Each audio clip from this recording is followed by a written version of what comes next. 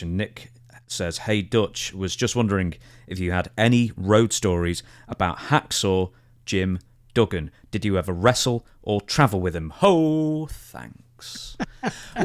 I looked through the archives, right? I searched Jim Duggan. I don't think his name has ever come up on this show before, or if it has, it's fleetingly. Well, I think he had a deal with the Iron Sheik, right?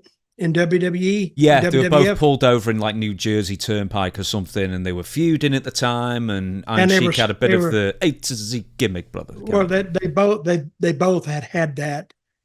And I forgot what they told the cop. You know, they were feuding at the time, and I think they told him that, not the Sheik, but Duggan told the cop that he's picking the Iron Sheik's mind trying to find a weakness. And the cop said, "Yeah, you're right. You're right." He says, when they didn't admit to doing this, but he says, you never know what these guys up to. So if you never get a chance to pick their brains, go for it. So, and according to Jim, I don't know if it's true or not, he said the cop bought it, and I think he just wrote him a warning, slow down. No, Iron Sheik had a bit of the old white powder on him as well, so that's when it escalated a bit. It wasn't just the weed. I think Sheik had a bit of extra on him, and that's where that's probably boozing bozos was apparently the headline that made the newspapers the next day. Vince McMahon fires them both, and he calls a meeting for the entire talent roster and said, "This business is bigger than a six-pack and a blowjob." What a choice of words. Okay, if you just go for that, who was blowing who in that car? Duggan? I imagine Hacksaw was driving, so it's probably, he was the recipient, I guess. I don't know. Yeah. So, yeah, he's got some stories. I just can't quite remember those stories right off because Jim was a good guy. Where did he play college football? I can find out. Are you going to be completely silent while I find out? Well, I don't know where, but I think that's how Watts found him. Football player. And he played a little pro ball too, I think.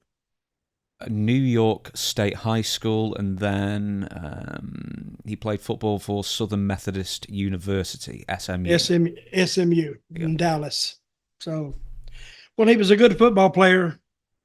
I said I think he played a little pro ball. It didn't say anything about that.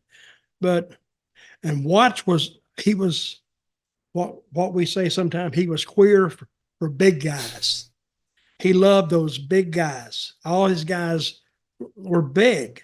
I mean, Ted DiBiase, 6'4", Jake the Snake, 6'3", 6'4". Oh, I'd say taller, Jake. I thought he was like 6'6". He was a lanky he was tall, but Duggan. He liked Duggan. Dr. Death, he liked him. He loved those big guys that could get in there, and I think he looked at them like fans will not go up to them and say this business is fake because they know these guys are big, they're tough, and they wouldn't want to be ripped apart by one of these guys. So I think, and Watts himself was a big guy. So, but he was always, and this is why I think size took precedence over like in-ring technique more than anything else. Because, and that's what the old WWF back in the days of Vince McMahon's father, Vince McMahon Sr., that's what they used to use, those really big guys, because Bruno wasn't tall, but he was big and strong. So we'd have to have all these bigger than life heels come in and challenge Bruno for the title. And that's how they run that territory for 8 years. They would just find them a big romping, stomping heel, and he'd come in there and, he would do something to Bruno and go after the title.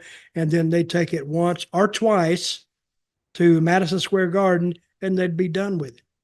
I think Watts was one of the few that got a return date with with Bruno after the first encounter. Mm-hmm. He was only in the business a couple of years as well, so he was pretty much a sensation when he was young. But he went to Vince Sr.